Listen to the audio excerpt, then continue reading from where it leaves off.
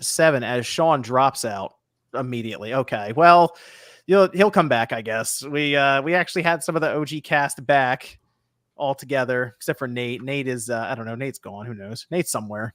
He's Game just and an Talk. ominous voice on Game and Talk and occasionally on Direct Xbox.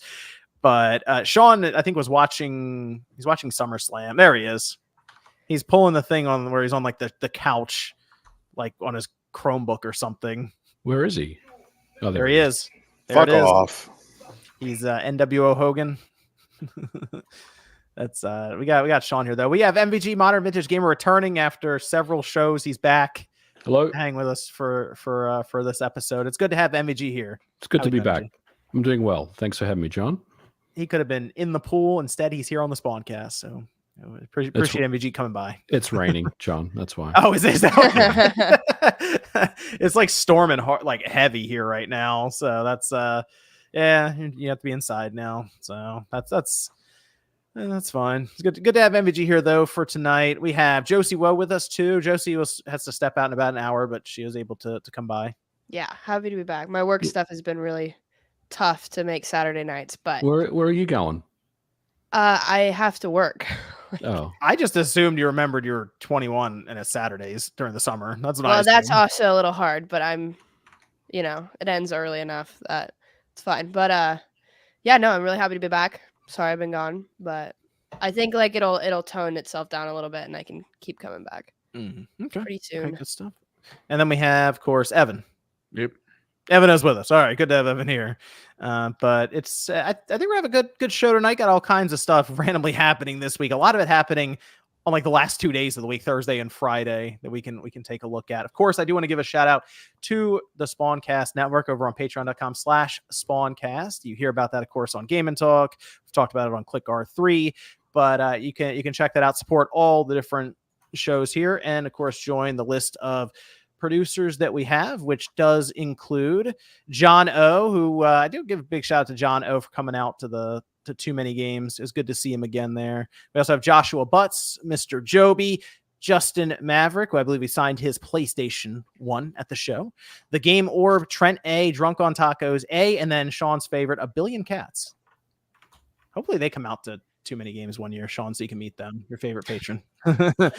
No, thank you.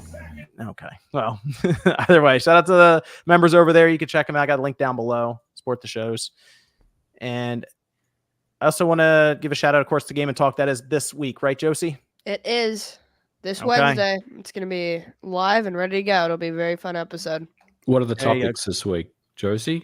Such a good question, MVG. Probably do a really good little debate at the end. I'm thinking we did one episode that was Smash or Pass Paper Mario characters. That was amazing. One of the best episodes we've ever made. So I'm thinking Smash or Pass Luigi's Mansion Ghosts. We'll see how that goes. People had the courage to come up and say that was indeed their favorite episode. It was a good episode, actually. I kind of want to cut clips out of it because it's so funny. People said you should do more of those. Okay, yeah. So there you go. Someone said Smash Pass Pokemon as well. So okay, we thought about that, but that was a suggestion from the viewers. Yeah. We'll think about it. I'm sure the Pokemon Company is very excited to watch that. Oh yeah. Yes. Yeah. I don't know about that part, but a lot of respect coming from RGT over there when it's his turn, I'm sure. Give a shout out to Falled Fire, new member there. Shout out to them. And let's I want to just start with the Bungie Sony thing, because I feel like that was probably the biggest topic of the week. Everyone was going crazy over this thing because we did have Bungie announce that they were doing layoffs of 220 employees. At the end of last year, it was October, they laid off 100. So within like an 8 to 9 month period, they've laid off technically 320 people, which not great news. Obviously, it's a trend we've seen throughout the industry for the last almost 2 years now, I think. But they did title this The New Path for Bungie.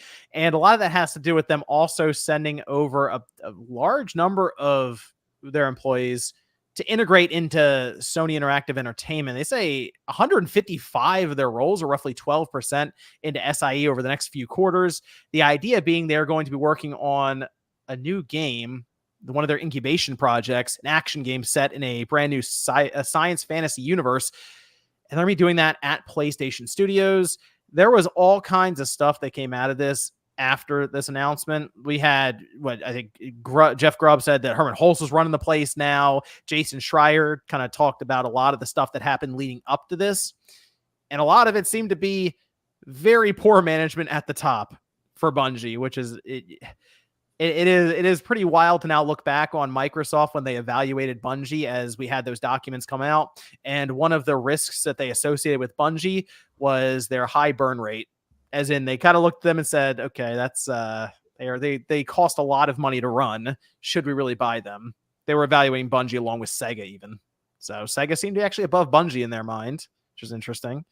But Sony bought them. And I do wonder, is this the worst acquisition we've seen Sony make so far out of everything they've done? Because there is another one I guess you can make the case for, but is Bungie it? What's the other one?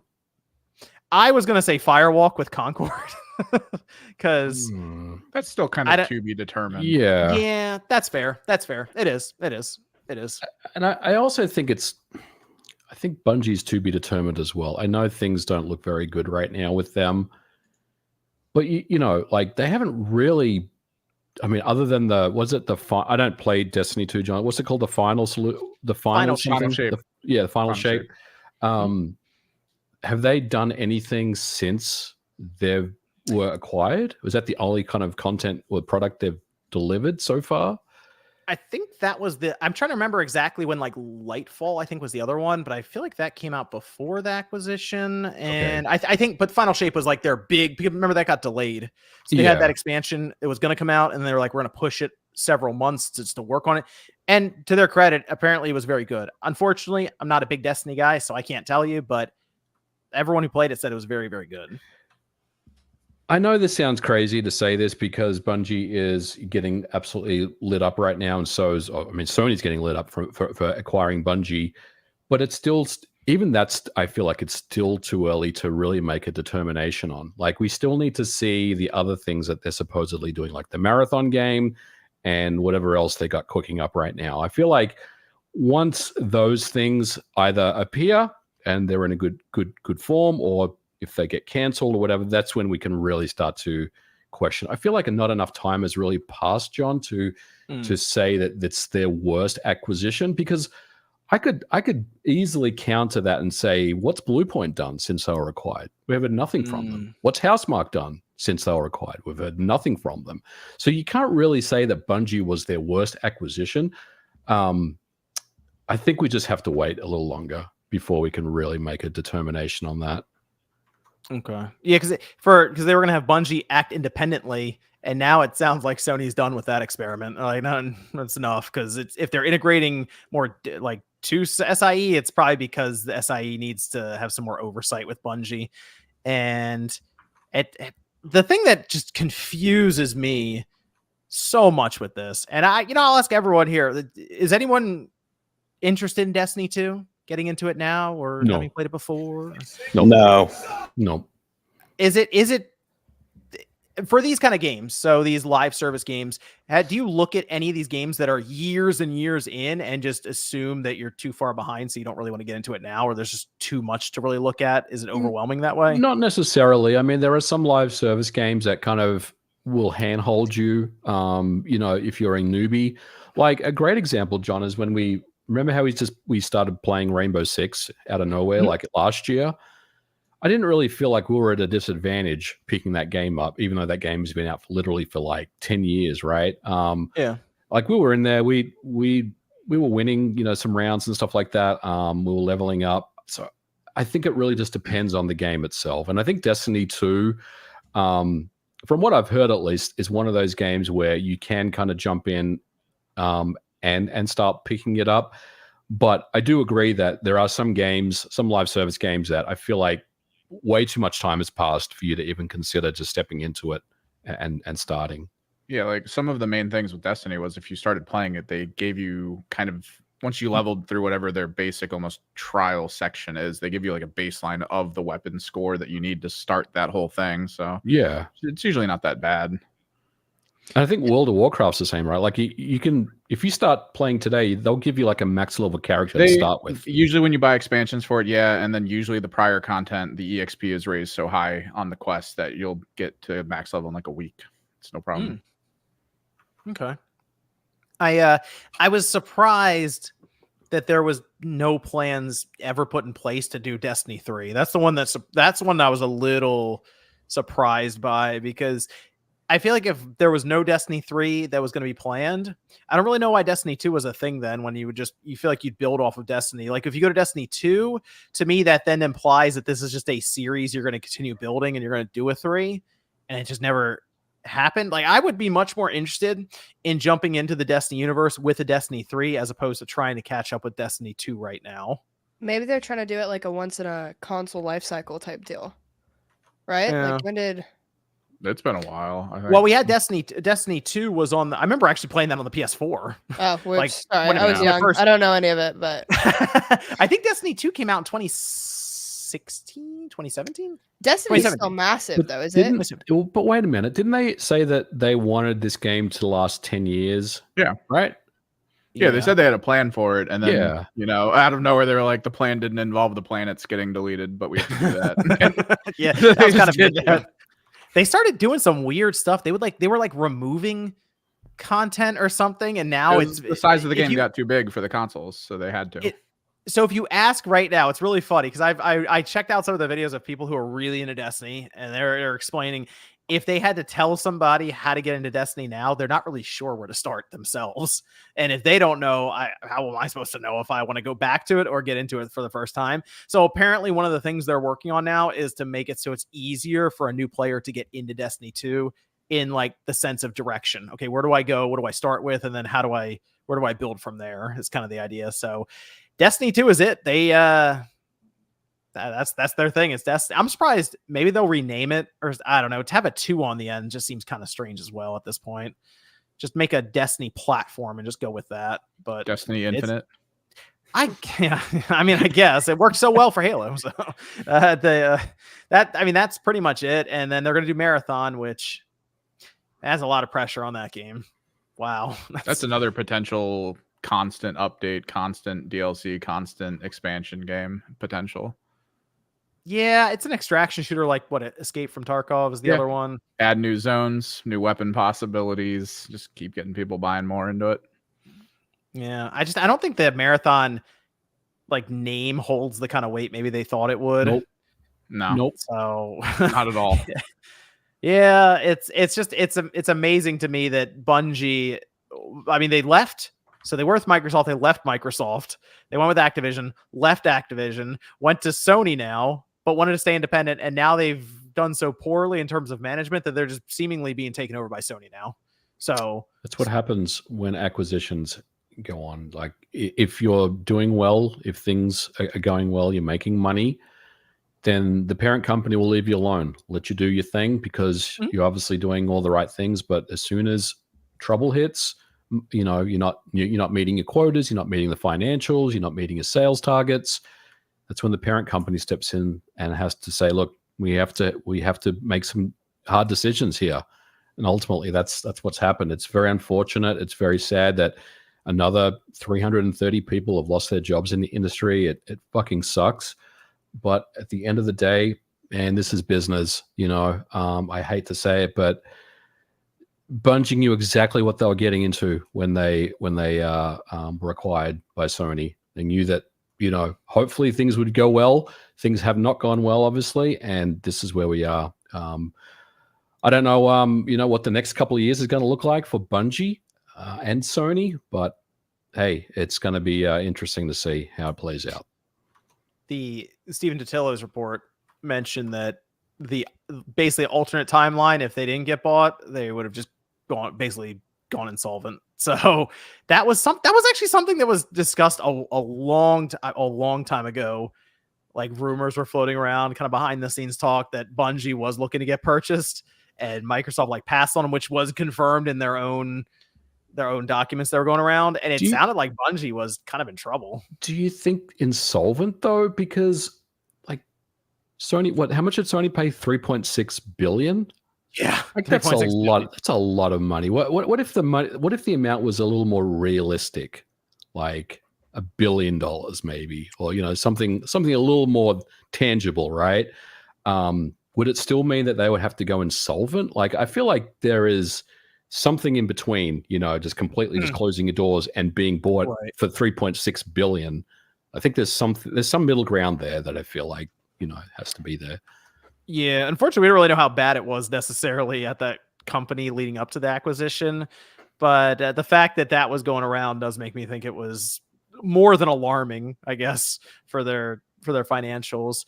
But now Herman Hulst moving in, and it's funny because the idea was Sony would buy them, and let's be clear. I feel like they overpaid for Bungie. I think most people feel they overpaid for Bungie, especially now looking at it. Yep. The idea was to get some of that intangible value of they're going to help us with our live service stuff. And now you have to move in, take over, and just help them like exist and manage. So it seems very odd from that perspective, especially imagine being Naughty Dog right now and be like, these people told us that our game needed some work or we need to reevaluate this thing. Now look at this. Now to be fair, Naughty Dog made the decision of not going that path because it would have been that's all right. Bungie was 1,300 people and they were still working to try to just keep up with Destiny 2. Naughty Dog is like a third of that, and they would have basically just been doing Last of Us Online forever. So yeah. I guess in that regard, it's just funny to think about. It's like, man, they were telling Naughty Dog what to do with that, or at least evaluating their game, and kind of went back to the drawing board a bit. And here they are now, just fighting to stay alive. MVG, do you think this is at all a byproduct of overhiring during COVID, like still happening? Yes, I do. Yeah, I do. Because it just smacks of that for me, that they overhired. I mean, having that many people, like John, you said over 1,000 people, that's a lot more than I thought Bungie would have at their studio. Like that's significantly bigger than I felt that they would have. That's a lot, right? Yeah, 1,300. A lot of people. So yeah, I do think that's what happened. Because again, people were stuck at home playing live service games, playing Destiny 2. Lots of people were playing it. It was very successful for them at the time, but now things are different. Things have changed. Yeah. I did fire up Destiny 2 when all that was going on. Not just because I was stuck at home, just because I wanted to see it at that time. So I think they had just dropped some kind of update then. But you're right, MG. A lot of people were playing all kinds of games, and live service was at the center of it. That was a big one for people to pick up. And, Destiny 2 is such a weird game. Like I feel like people who I know who like play games and like play a lot of different stuff, they don't really touch Destiny 2. But all of my casual gamer friends who have like a PS5 or something, they all play Destiny, which is just the weirdest thing.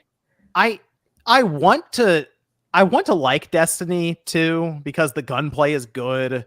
I feel like the story is pretty good too, and the way that they've built it up now with this whole universe. Something about it though, I don't know if it's I'm not really sure what it is. I don't know if it's the menu system or the PvP being kind of lopsided, broken for certain classes. Or I try occasionally, like probably every few months, I'll check it out, and I'm like, this is not really clicking for me. Maybe it is that game where I need like a full party to go in and play for several nights at a time, and maybe then it'll click. But it's actually hard to get other people to also want to play it. So yeah, not easy. I mean, I think when you play with friends, any game is fun. Like we played Redfall, for God's sake.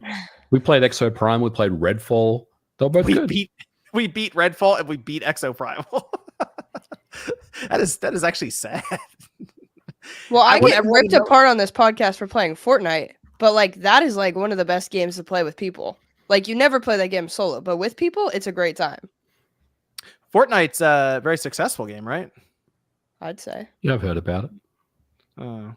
It's interesting because they've talked about how much money it takes to keep that thing alive, and it really makes me think about the live service games that these companies are chasing. And I'm like, Fortnite's not losing money, but apparently they're like kind of cutting it close, which sounds crazy. But then you see the collaborations they do, and that's not cheap. So it's like they're dumping a ton of money into it to just keep it relevant. And it's like, why would you want to compete in that space?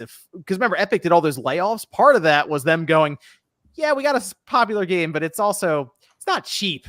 to keep this thing rolling like it is. So it's like, why? Especially when they have a bad season. This whole vehicle thing is really pissing me off.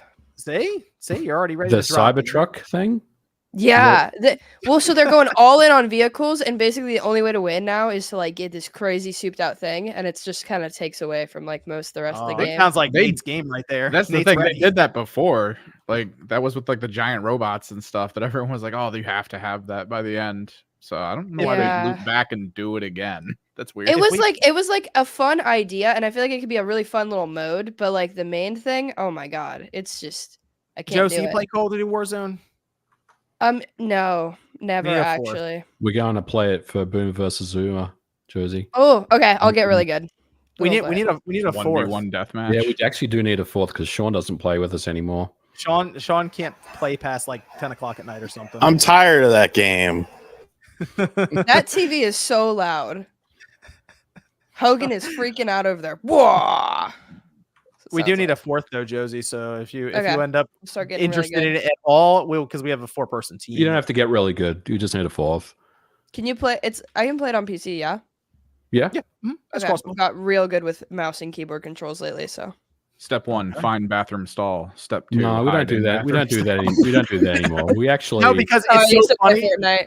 You know what's really funny, Evan? I noticed this. I think we all did as the updates rolled in. They started taking the doors off the bathrooms.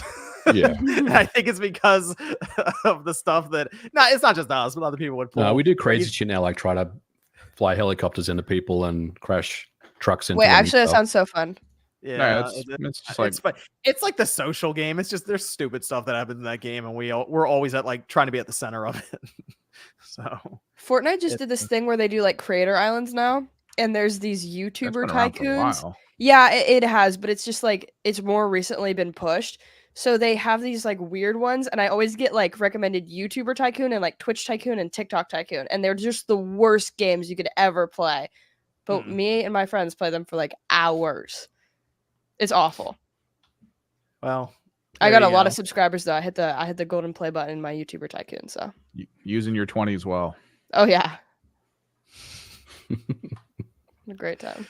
Well, we'll see what happens with Bungie going forward. I don't know how you turn around Destiny 2 at this point. I think they said they're just going to do small expansions for it. So there you go.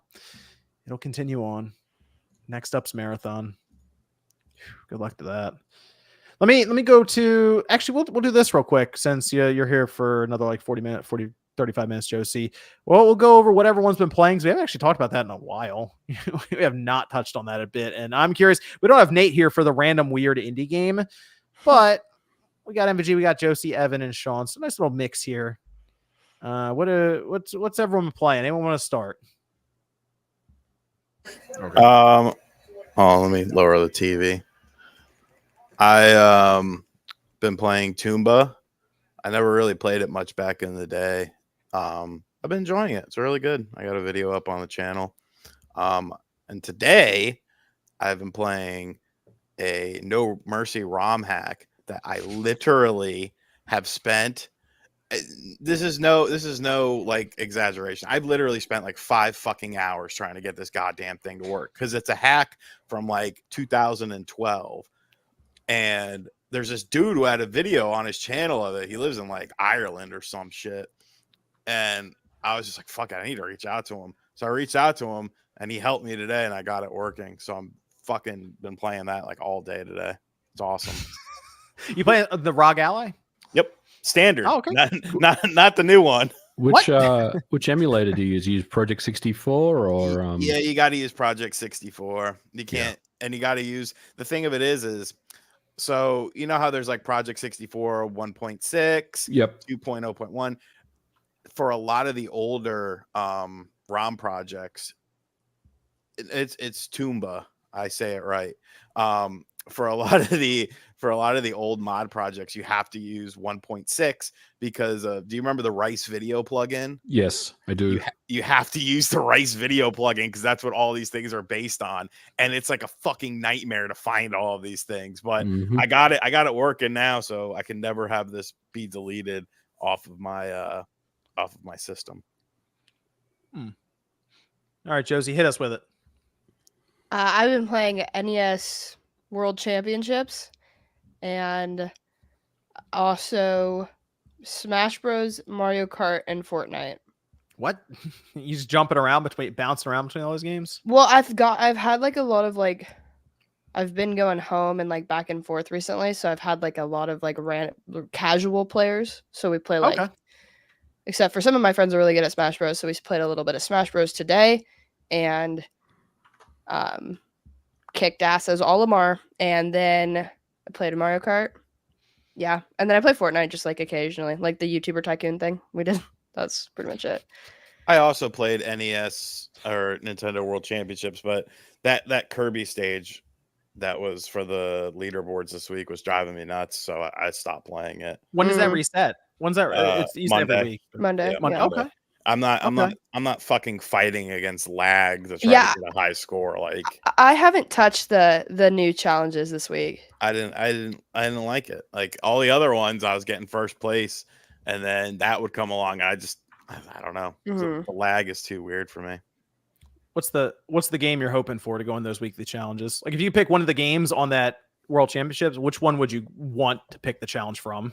I don't necessarily think I care because Okay. you could play something and get good enough at it, but it's something that doesn't involve in-game slowdown. Kirby's also weird to speedrun though. Like all of those levels I didn't really like because I just feel like he's so floaty. It's just hard. Like, and you can't get him going very quick. I just like the ones that take 3 or 4 seconds at most to do because you just do them over and over anyway. Whereas think like, it'd be hey, fun. take a minute and a half to do this. Oh, great. All right. Yeah, I think it'd be fun if they threw like the Super Mario Bros. Lost levels in there next time, because that was kind of a weird one. Did you place anywhere for the weekly challenge? Not really. No? I don't think so. I haven't. I've honestly been going back through like the offline stuff. Okay. So just getting S ranks and whatnot. All right, Evan, let's hear it. What's the weird game? Well, I checked out an update Dome Keeper got, so that was pretty good. Last Spell, I went back into that, and we tried out the Visions of Mana demo. Oh, okay, good. I've heard of that one. All right, see, I wasn't sure there for the first two, but you got me back in. Visions of Mana demo. What's the verdict on that? It's all right. You like? Okay. I played it some I actually downloaded on the Xbox and I grabbed it on the PlayStation as well. So I'm still trying to. I think I'm gonna get it on the PlayStation when it drops. But it does run well from what I've been able to see so far. Do the cutscenes feel like they were 30 frames for you? Yeah, I think they cut down to 30 and then jump back up. Yeah, but that we've seen. There've been just some of these RPGs that do that as it is for a while, where the in-game is just whatever frame rate you set it to. If it's on PC. A lot of those cutscenes are already like pre-render or something. Yeah, it's of course it's it'll drop down and it looks kind of weird going between the two real time cutscenes. So you're on that boat and the water was like 2 frames, like animating side to side. It was weird. I do like the visual style looks good. No, visuals are good. It has like kind of that watercolor sort of cel shaded look. I don't know, it looks good. It's very bright. Like if you have a nice HDR display, that's one of the games I'd recommend checking out now. Voice acting felt a little off. It felt like all the actors had their own audio setups and they were all recording separately on different computers. That wouldn't shock me if that was the case.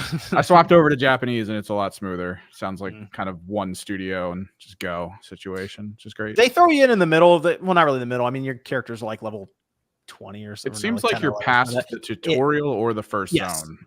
I've seen this with some of these games. Like it happened with I think Grand Blue, where they just give you all these abilities. You have kind of no idea how to string them together. You just sort of play around with it and figure out what you can link together. And then I get Grand Blue and I start from the beginning and you get everything figured out. So it's they're just letting you try whatever you want in this demo, I assume, and then it'll be a bit more natural to learn in the full game. But I like what I saw there. I was already gonna pick it up, and now apparently I just get some extra items. So are you grabbing it on Steam? No. Oh. So it's a simplistic single player RPG. I'm a little sad because the Mana series always to me was like the co-op RPG, and this doesn't really seem to care about that anymore. Dome Keeper, which was pretty big. The update they did was actually really nice. They changed a lot, added challenge modes. It's pretty awesome. And Last Spell, which is a lot smaller, but I still love it because it's just a tactics survival game, kind of like a tower defense a little bit too. Okay, good stuff. Did you get Elden Ring yet? DLC? Okay. All right, FG, let's hear it. Too busy. I've been pretty busy trying to get Tomba. and I said Tomba, not Tomba. Tomba. Okay, hold on. Tomba, like Tom and then Ba, right? Like But Tom I have the been name. playing some games. Obviously, been playing Warzone with you clowns every single night on Xbox. You play So Warzone? been Need a doing fourth? that. You're not there? I haven't touched Elden Ring in a while, John, but I'm going to pick it up again and finish the game. So I'm kind of Everyone's due on for the that. clock. You're all on the clock now because I finished it. But honestly, I haven't really been playing much lately, but I'm going to start getting back into things. Like we're getting into the busy time of the year, so there's a lot of good games coming up. So I'll be checking some stuff out. I did finish Shadow of the Erdtree. It is done. I beat the final boss that was really annoying. That is Okay, the one that so came up. you know what? I'm gonna go ahead and say it. The only reason you brought back this segment is to do your fucking suck in your own dick to Disconnected. say, "Oh, I beat the Elden Ring DLC." 100%. Are you good, Sean? Wow. I did beat Shadow of the Erdtree. It is done. I've beaten it. No, I posted a screenshot of it online. Because you know why? You don't get a trophy when you beat the boss. And that is one of the most disappointing things I've seen in a long time. Because that is legitimately annoying boss. I spent so long trying to beat that boss, and there are people online beating him with a dance pad. And I'm sitting there struggling for like a week plus trying to beat this boss. I finally did it, and nothing happened afterwards. So You there beat you go. the game. There's no. I think what you're saying is there's no trophies or anything like that, right? He wants a bobblehead to put Yeah. on his digital shelf. Yeah. I mean, even when you beat it, you get like the remembrance, and you can go trade it in for a weapon and stuff. That's fine. When I mean like nothing happens, like you beat it, and then it's that thing where you know when you beat a boss in like Elden Ring or even the DLC now, or a lot of Souls games, nothing happens. And you just stand in this arena, and it's just quiet. Same exact thing happened. I mean, you get like there's something, but it's not substantial. No, you just kind of stand there and looking around like, oh, all right, this is what was on the other side. Okay. And then you just leave. So there are still some of those scatter things I can find and power up with. And I'm sure there's some optional bosses, although I have gone across a good chunk of the map. Like I think all of it's unlocked, and I have most of the points of grace. I don't know if there's that much. My problem with the scatter thing is I have no idea where the other ones are. Like if I went through a list of them, I'd have to go to each and every one because there's no checklist. There's nothing on the map that shows which ones you picked up, and that's it. Yeah. So I do agree that I wish they did have some more, features as far as trophies in there or some more incentives. But it is DLC. We have to remember that this is DLC. This is not, a new game or anything like that. So you're right. Still very, very good. Once I finished that, I fired up 2 other games that I think I'm going to bounce back and forth between. One was Tom, and then Ba. Tomba? Yep. Tomba? You got it. I feel like if you say Tomba, you've already used the B silently, so you can't use it before the A. It just feels weird. And it's fun. I jumped into that, and I fell off a cliff immediately and died. And this is after beating the final boss in Elden Ring. I mean, did you rewind? No, I forgot that was even a thing. I was just like, I was like audibly was like, are you kidding me? After I just spent an hour, I think before that I spent like 2 hours fighting the final boss before I beat it, and I just immediately switched over to Tomba. So I am playing that.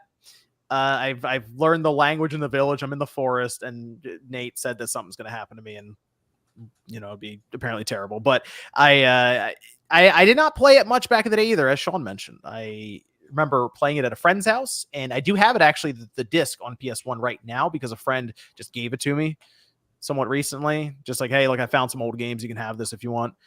And that was based on my experience with it. So I remember seeing the weird advertisements in magazines, and what's really cool is they have those in the museum.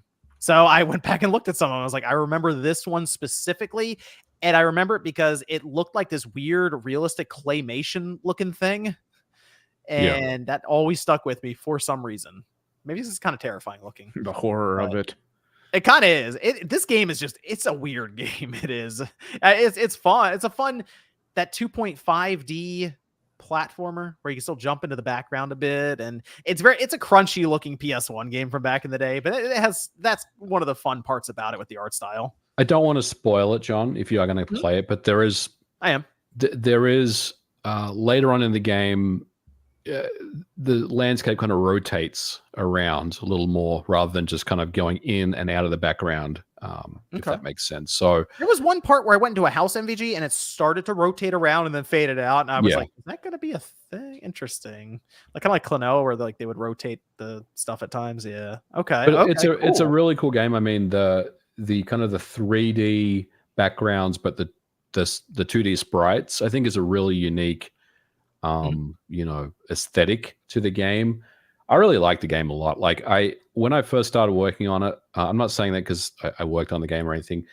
When I first started working on it, I wanted to really learn the game and how it all plays and the mechanics. And I will say it took me a little bit of time to get into, but I really like the game a lot. There's so much fun in that game, and there's so many different quests as well. There's like 130 quests in that game. Oh gosh, there's that many.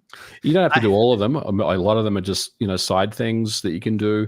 And when I say quest, they're just like find this bucket and then fill it full of water and then do something with it, and that will finish the quest. But yeah, there's a lot. There's so much fun and enjoyment in that game. I really like it. It's definitely a unique title, so I'll be going through it and see how it is. Do you think you would recommend it for someone who hasn't played games from that era before, MVG? I would recommend it to you, Josie, because I know you have played some older retro games, like Donkey Kong Country and stuff like that. I think this is something that you potentially would connect with and get into. But generally speaking, I feel like a lot of it has to do with the PlayStation 1 kind of era. So you should expect PS1 style graphics, right? Like if you're for sure. if you're not if you don't like that kind of aesthetic, then you're probably not going to like the game. But if you are into that PS1 aesthetic, that kind of 2.5D unfiltered graphics look, then you'll probably like it. Okay. But it's a good game. It's in many ways I don't want to say it's a Metroidvania. I have heard people throw that term around. But in many ways, there is that kind of mechanic to it where you can't get to a certain spot until you get the I don't want to spoil it, but you get a better jump ability or something. Then you can go back and get through that section. So there's definitely a lot of that stuff in this game as well. Cool. Yeah, I ran into one of those early on. It's like right away. It's for swimming, so I was like, oh, okay, I can't go through here. I will leave now, and they send you back. Okay, so I can kind of see that connection. It still just feels like you're just going through state like levels still. Like it still feels very separated based on what I've seen so far. But I will see. I will play through it. What are you drinking there, MVG? Just Starbucks. What kind of coffee? Cappuccino. I'm trying to switch up my order right now. Cappuccino, no sugar. All right. I'll keep that in mind. Extra shot as well. A triple shotter? Yep. Yeah. I also went back to Final Fantasy 16. So I'm playing the Final Fantasy mode now because I want to do the DLC. I haven't done it yet. And I started New Game Plus. Didn't realize you need to actually play into the game to get the DLC. And now I'm just going to beat it on Final Fantasy mode, apparently. So I'm working through that. But everything's just a damage sponge now. So I don't know. That's kind of annoying. Maybe I guess you get higher levels now. I'm not capped at 50 anymore. So I was go through that. I want to do the DLC. People told me that Leviathan DLC was very good. So I will check it out someday. That might be the PlayStation Portal game MVG during football season. It's just grinding away at Final Fantasy 16. Yeah, I think so. I think that's the move. But let me go over here while I have these lined up. Okay, this is from Lucio, says 17 minutes to go. It's before the podcast. We have Leo says, what do you think about the whole Intel controversy? Are we talking about the layoffs? Are we talking about the processors that are defective? Or both? Probably both, since I think one's related to the other. Well, I know the layoffs they had were substantial. It's like almost 15,000 people or something is what was being said. And they mentioned look like rookie numbers. Well, yeah, but they also do the thing where they're like, it's like 15% of our workforce. So, not a big deal. Then you go, wait a minute, you guys have a lot of employees and it's like 15,000 people or something. It's like, geez. There was something with defective processors, though. I might look into that. Intel's been kind of getting on the decline recently. I don't know. They used to be looked at as like the processor back in the day. I feel like AMD's just been kind of hammering them a bit. Teacher says, just a reminder that when console stores shut down, even physical copies won't be able to get DLC, meaning they'd be incomplete. Well, there might be a place online that archives that stuff. So There is. And there's a really cool thing that happened with the 360 recently. So I have to look into that. Another store might have been. Whoa. Someone gifted 50 memberships. That's what I was looking at. Holy Yeah, shit. that's crazy. Fransby. Hey, is that Todd Howard? Todd Gifted Howard, 50 thank you. On Wave membership. Shout out to Todd Howard, you. Fransby. That's Send me crazy. Send me a Starfield DLC code, friend. Shout out to Fransby. Wow, jeez. We'll come back to that. This is from Zoob, who says, affirming Josie's video, people who turn their taste in games into culture wars are plain delusional. I agree. That's what I said. I just made a video and I get a lot of shit from people for talking about older games. So I was just like, hey. Josie, I watched your video. I left a comment in there. I made a troll post and I said this video is clearly directed at John. Right. Have you seen? But someone responded and was like, right? I was at too many games and John was like talking over Josie on the panel or something. So someone actually agreed with me. Okay. Awesome. That's really crazy. Sometimes I find I'm more interested in the fans of this show's head canon of what goes on There's behind the people scenes. I think it's there's cool. a lot they're of right. beef. They're right. They're spitting. They're spitting. No, No, they're not 100% spitting. accurate. That video is not about John. They're not saying She wrecked his anything. car too, just so everyone I did knows. not in wreck chat. his car. Yeah, I saw that. You guys see, you guys don't know. I usually tell Josie to make the video about how much she hates Ocarina of Time. Exactly. No, I know. Well, I just to be honest, I just had an opinion and I was like, I'll throw a little video out there, and then for some reason it's done pretty well. But I tell her to bury all the classics. It's it's very topical. It's a good topic to discuss, especially right now. yeah. So yeah, I'm not surprised it's doing well. And I just thought, like, as I don't know. I feel like I get attacked all the time for no reason when it's just video games we talk about, and I'm like, Jesus Christ, you guys, let's not make that whole thing our personality. So. Well, you're making it. That's why you're growing. Thanks. As you grow, you get more haters. It's just how it is. Yeah. No, but it's been cool though, and yeah, Sean can't browse half of Twitter. True. Not wrong. Success comes when you have real enemies. Lucio says AAA studios don't have a secret recipe to success. They fail and fail over again, even making sequels. They were indies at some point, and that's when they didn't feel constrained and created great games. But so many indies fall. So well, yeah, you just don't hear about them because they're indies and they just disappear. Pyro says, no OJ here take my money since we are in for a peaceful episode. Also with Capcom constantly posting about Monster Hunter Wilds, what are the odds we are looking at a Q1 2025 release date? peaceful. I mean, Sean's here. I think Sean's distracted though. He's watching SummerSlam. Some jerk off said I was unprofessional in the chat. He's like, get RGT out of here. He's unprofessional. Look, I'm here, motherfucker. What do you Put on your suit, goddamn it! Be on camera. Is this your first time watching jerk off? Like, what the fuck? If you want professional, Sean, you can come over to Game and Talk. Yeah. Yep. Sean. He's real professional over there. Can you imagine seeing Sean in a suit though? Funny story. I have not worn a suit since my mother got remarried when I was like 3 or 4. And my grandma still has it in her closet. I feel like your limit is like a t-shirt that looks like a tuxedo, right? I've worn that before when we used to DJ and we would do like weddings and stuff. I'd wear the tuxedo shirt.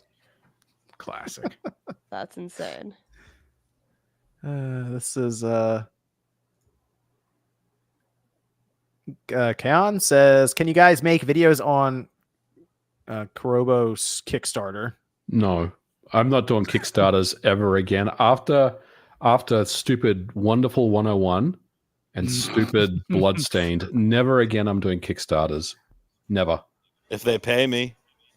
I did talk about it in a news video a week or two ago. But that was that's the one that's like the Chibi Mini Robo. Yeah, Chibi Robo. Yeah, a spiritual successor.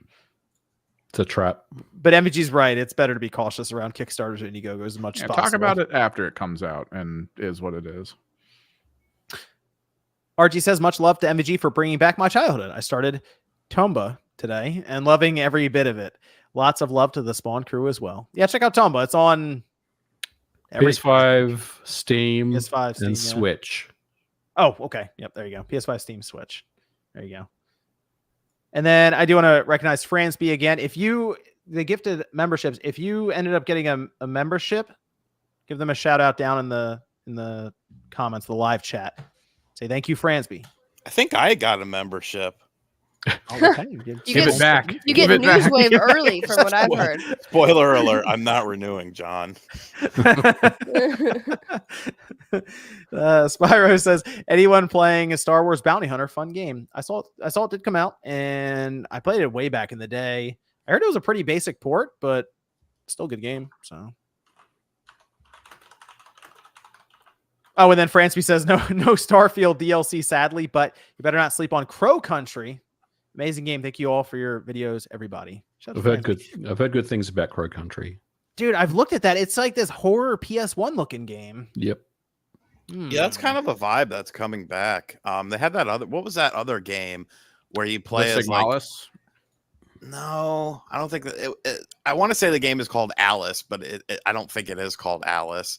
But you play as like a girl who's like dressed up like a toy, and you're in like this weird toy house thing. I think it's getting a physical release from Strictly Limited Games, or no, Premium Edition Games. I'll look it up and say the name in a second. Hold on here. Crow Country is one I keep seeing it come up, so I would like to check it out when I get time. Just to kind of see how that plays out. But I gotta see what that's on. I think that's on most systems too, isn't it? I know it's on Steam. Let's see if it's on anything else. Otherwise, that's a Steam Deck game. Yeah, Chad is right. It's Alyssa. I was gonna buy it. It came out like a little while ago, but like it looks really cool. It's got like the tank controls and fixed camera angles and stuff.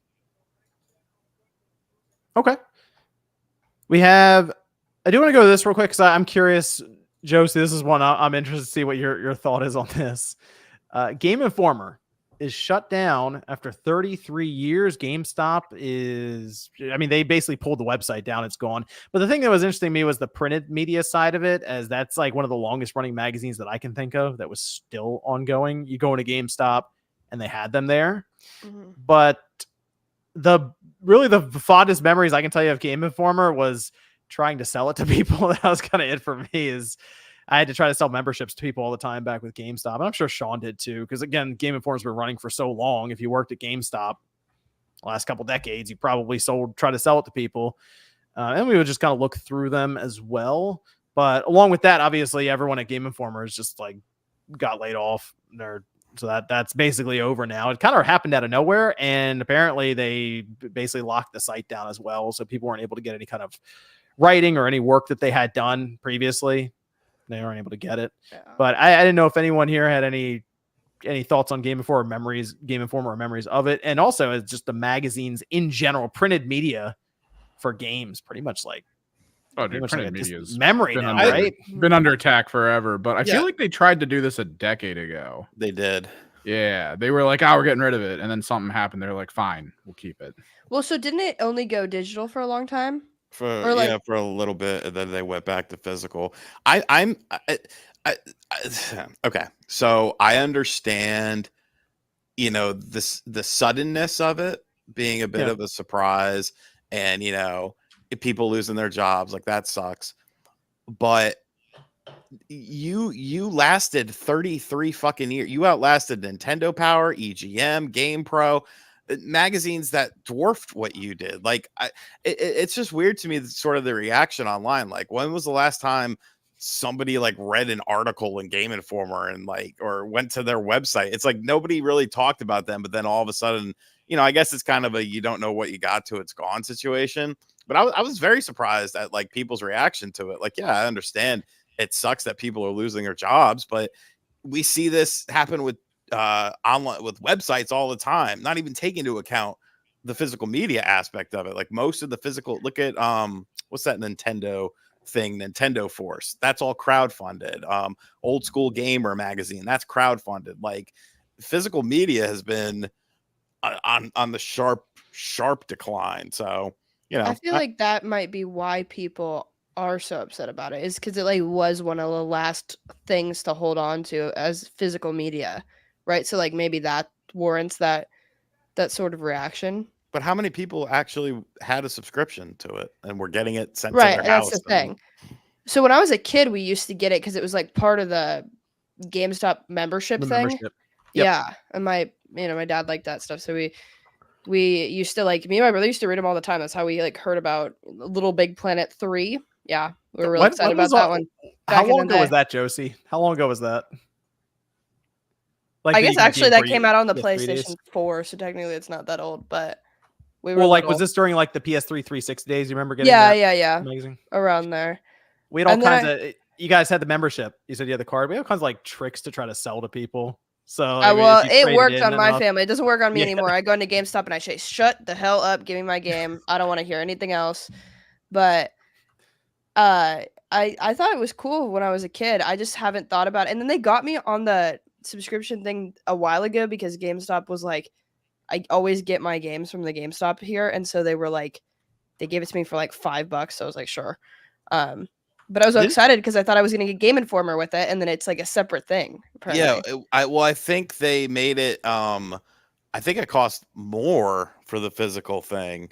It did, No? and then you got like the digital one, and I was like, I don't care about that. I don't need something in my inbox. It'd be fun to get like a digital little magazine, but. So Yeah. I have a question for you guys. So I know that the entire archive of all the magazines is available on archive.org, right? So I'm not talking about that side, but do you think it's interesting that they just killed the website like the same day? They didn't like leave it up for a grace period of time, make it read only, so that someone could just archive the whole thing off as a site, and then maybe just have it as some type of thing. Do you guys think it's interesting or weird that they just kill the site as well with the entire thing? Extremely.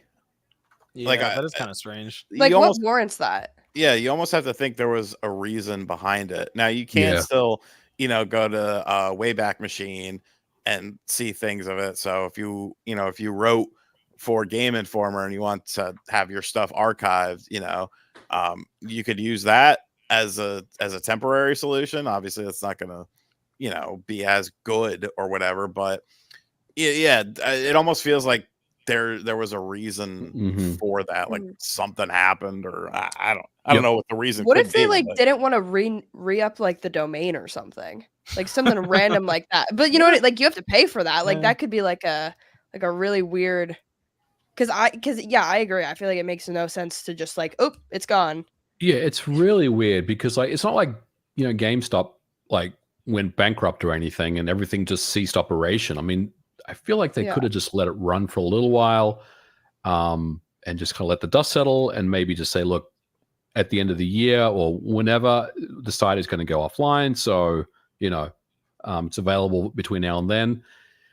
But yeah, I mean, the fact that it was just like closed down with the entire brand and all the people is very interesting. I feel like there's a lot more to that story that we may not be privy to. Well, just to make sure, just supposedly the CEO, Ryan Cohen, is possibly on the chopping block for insider trading or something. Oh, yeah, he's on some hot water. So the issue that Game Informer has had more recently, I guess you could say always had, it's just been linked to GameStop because it's their publication, it's their magazine. And the idea of Game Informer originally was to just advertise games we were then going to sell you or have you then turn around and trade us in for.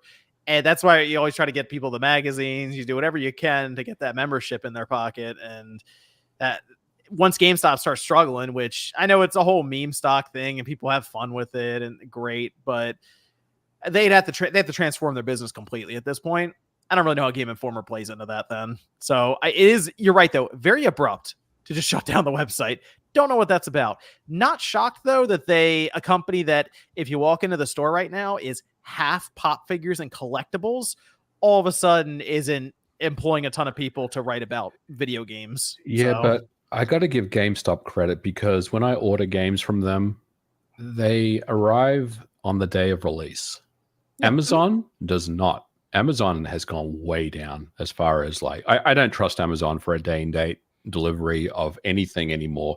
GameStop, everything that I've ordered, like, Starfield last year, Resident Evil, Elden Ring, the Erdtree thing, I got all that day and date.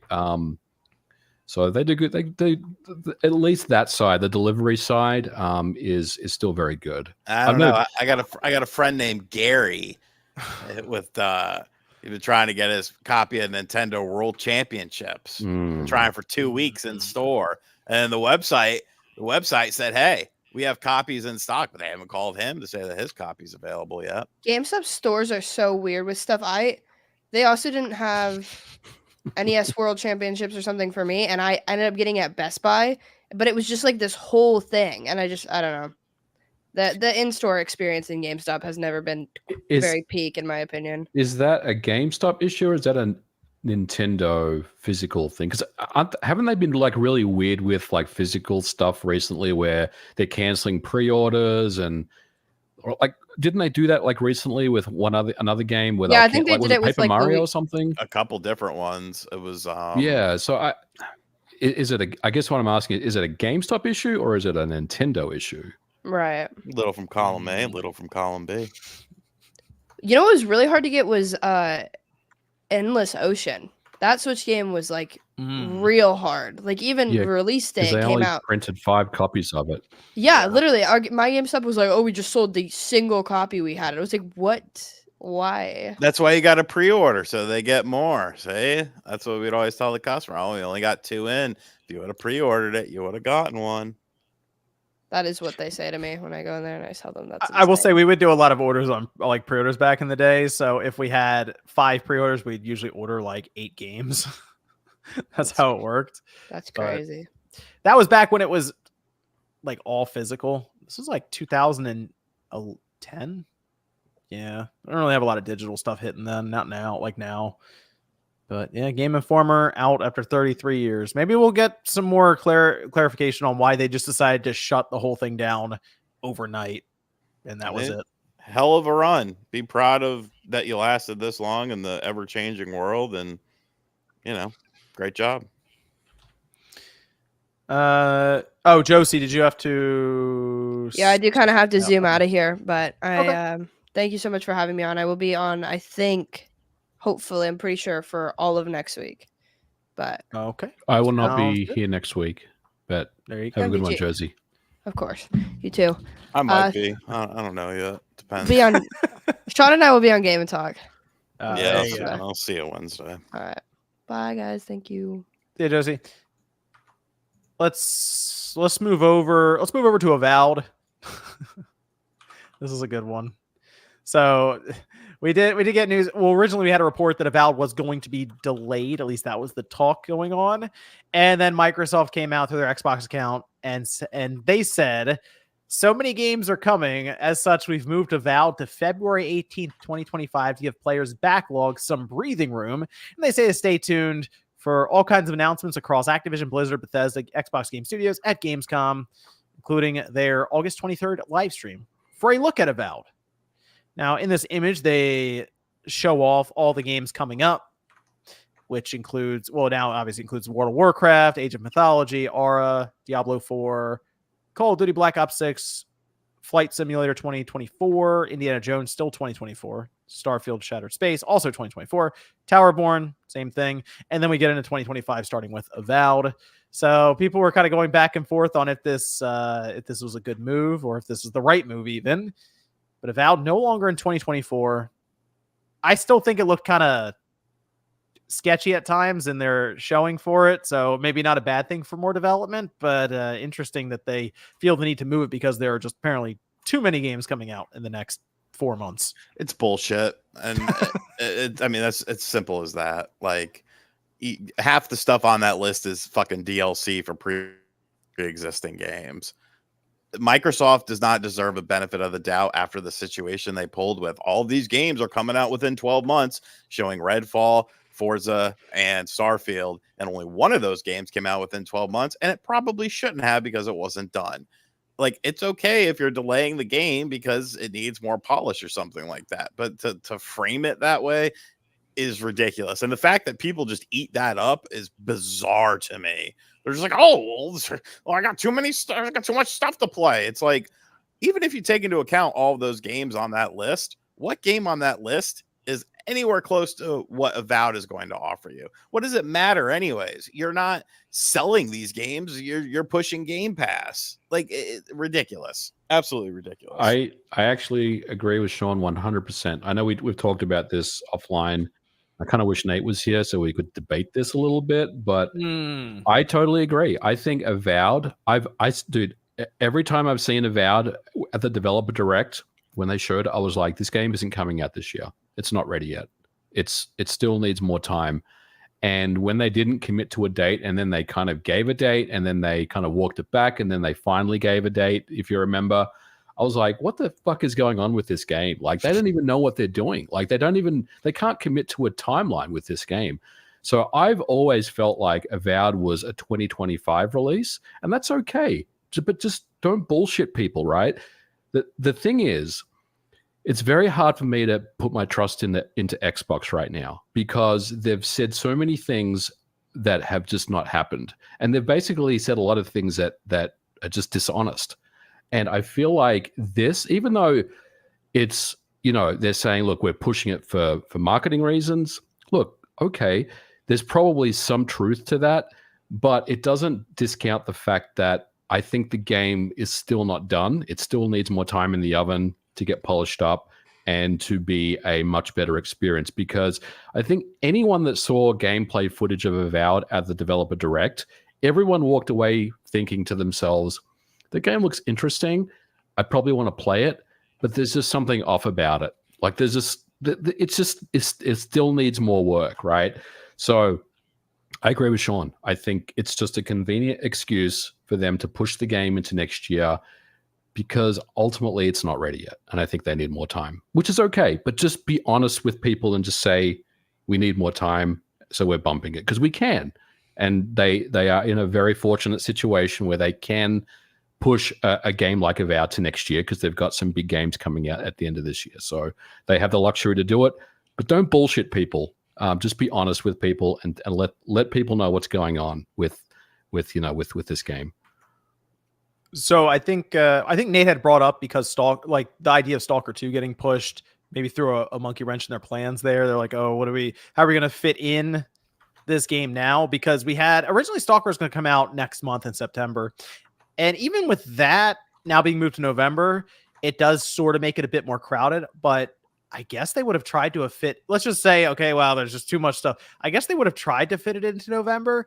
To me, though, Avowed does kind of look like the game right now that would get the Titanfall 2 treatment where people just would kind of look past it just because so much stuff was around. It would be between Call of Duty and Indiana Jones.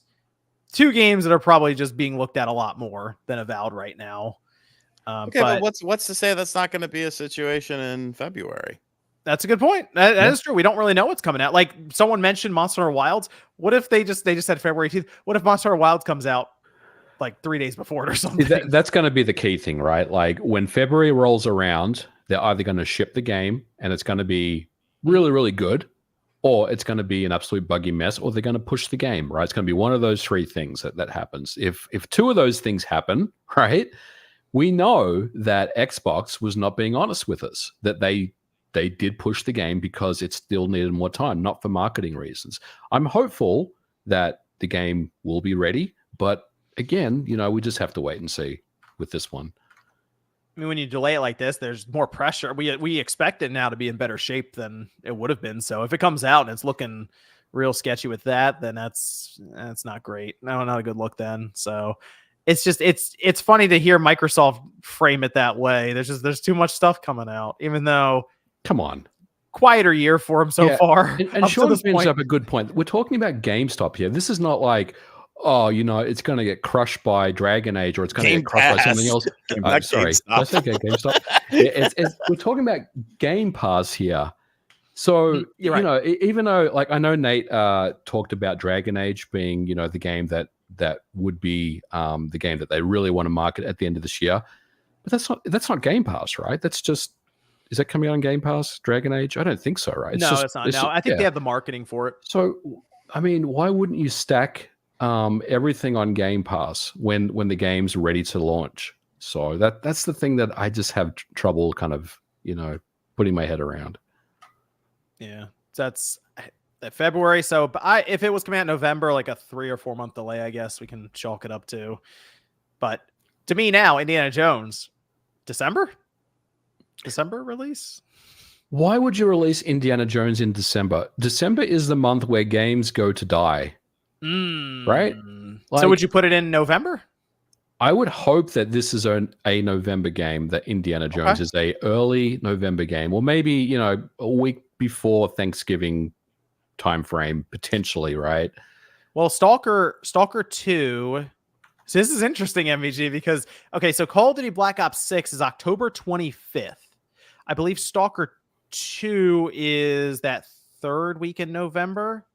And the Flight Simulator is the 19th. Oh my God! Call of Duty. Educate this man. Call of Duty people don't give a fuck about Stalker. No, Stalker's Fallout. Games. Like Stalker's a Fallout style. Stalker people don't give a fuck about Flight Simulator. Like, none of these games like intermingle. If you want to make a case for Dragon Age, you can make that case. Microsoft has the marketing for it. Kind of similar games. A lot of people are kind of turned off by the new Dragon Age game though, because of kind of how different it is from previous entries. At the end of the day, this is still your first party game. That's all that should matter. That should matter the most to you, is putting your first party games out there, not some DLC, not some games that have no correlation to fan bases being similar. Like, I feel like Avowed is different enough from all of those games that you just said. Throw in Indiana Jones. Once again, we're talking about Game Pass here. A game doesn't have to sell 1 billion copies on day one to be successful, at least according to Microsoft with Game Pass. You just want people to play it. Have you heard? Hold on. Have you ever heard of a game that was delayed for marketing reasons? Like, has that happened before?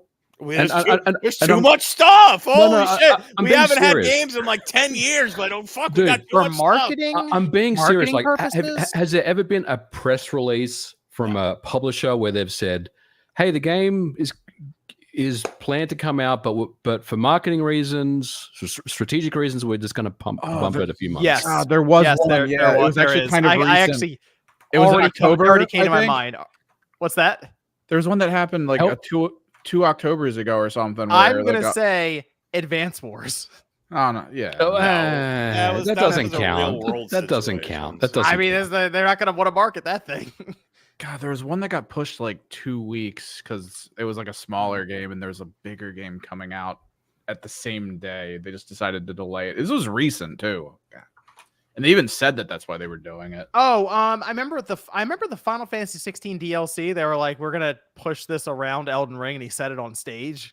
Yeah, it was like we want to play, or no, it was the Final Fantasy 14 expansion. They're like, we want to push this out so you guys have a chance to play Elden Ring DLC. Or something. Someone in the chat saying Prince of Persia, the new one. I mean, you could make a case for that, but the difference there is Avowed was dated. Like they said that they were ready to go with this game. Prince of Persia. Year, I mean, we never had a date for that. They accidentally dated Avowed in November, I think, at one point, and they had to pull that down. If you remember that, so that I feel like they were ready to roll with this thing in November. Chat's saying Alan Wake. And how did Alan Wake 2 do with that delay? Can anyone remind me? Can anyone inform me of that? Yeah, they got to do a musical on stage. I'm not trying to be like a smart ass or anything. I just want to know, like, I feel like this is the first time this has happened. Like, that a big publisher's come out and said, we have too many games, so we're going to just delay this a little bit just to clear the backlog a bit and make room for it next year. So I am trying to figure out. So let's think about this for a second. Where would you place Indiana Jones right now if December? Because I was actually thinking first week of December. It's got to be November. If it's December, Like I I'm don't thinking know, like man. December 6th. I don't date it because I don't know what Microsoft's gonna do. You know, is that are we sure that's 2024? That's the big question. Oh, that's a good question. They said- Actually, they said- No, we're not. We're Because not. they didn't date it at their well, it's their, 2024. It's 2024 to be announced still. no, interesting. Yeah, they didn't date it during their summer presentation. Nope, they just have 2024 on this card that they have here next to the Shattered Space, which Shattered Space I believe is next month. They just haven't dated it yet. Oh, they haven't dated that either. Interesting. No, That's next month, though, Towerborn, John. another one. I have Shattered Space next September. That's what I'm thinking. Indiana Jones though, great circle. Question: What? Yes. Because I believe didn't Tom Warren or one of the Windows Central or Xbox era people initially say that Avowed was looking like 2025 before it was announced? What was their reasoning? They said game was in good shape. It was just too crowded. Yeah, so Microsoft told them something interesting. Yeah. they might have tried to get that out a little early. Like, hey, You've just never heard. soft break the news. Yeah, you've never heard that before from Dude. a Might leak. happen. Phil Spencer hasn't said anything on Twitter. Then all of a sudden, yesterday, he makes the announcement about Avowed. Come on, what are we doing here? What are we doing here? Yes. I'm thinking Indiana Jones. If it's November, dude, it's like second week of November, like that 11th to 15th range, somewhere in there, and that does start to get a little crowded. But got to get Indiana Jones out this year, But- right? Indiana Jones, we're gonna beat in like a weekend, right? Like it's gonna be a great single play experience. We're gonna have a lot of fun with it, and then we're Mhm. gonna be done with it. So is it really crowded? They're different, completely different games. They have nothing to do with Well, each other. It could be crowded based on cost, isn't it? A 70. Like, What's Uh, is it a it's- Yeah, $70 who's game? buying I think Xbox? yeah, games, because if though? it's right next to another game, that's $140. It's a Game Pass game. yeah, nobody's. Yeah, you're doing It's a- Game Pass. It's a Let's be real. GameStop game. Most Xbox players are not buying these games; they're playing them via Game Pass. That's the whole reason to get invested in Microsoft is because of Game Pass. I feel like that's the game you want for marketing next to Call of Duty for the holidays. So I assume they're going to try to get it out, but we'll see. Hey, Gamescom right around the corner. Apparently, Indiana Jones going to have its own theater showing. Yeah, but not playable the date. on the floor though. No playable It's not demo playable. or no little vertical slice. You know what else isn't Interesting. playable there, MVG? Avowed. Interesting. I don't know. Well, we'll see. If Indiana Jones gets delayed, just there are too many games. It's too crowded.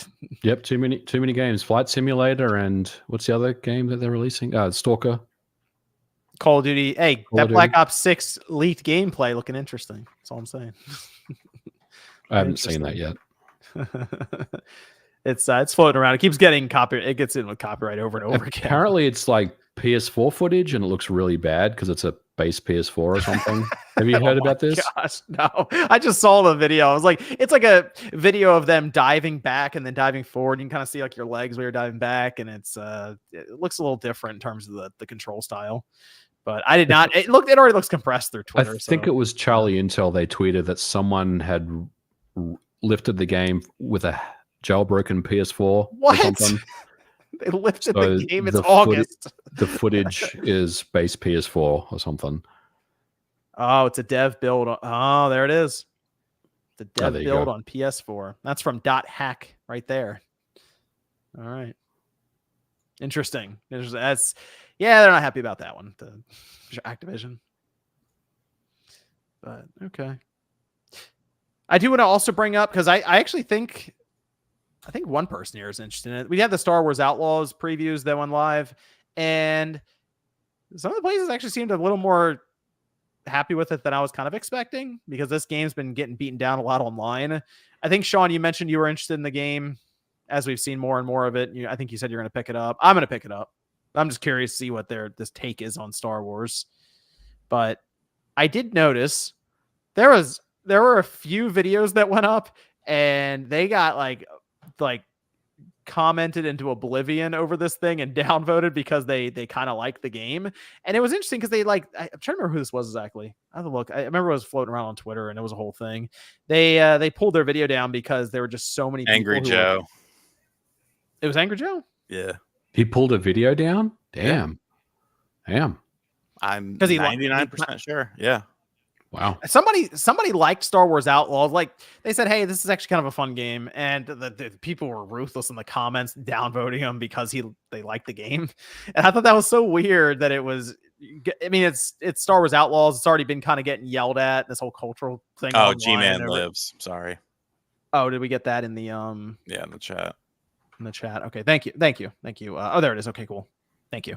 And I just thought it was such a weird. First off, I wouldn't remove the video, which I think they put it back up from what I saw.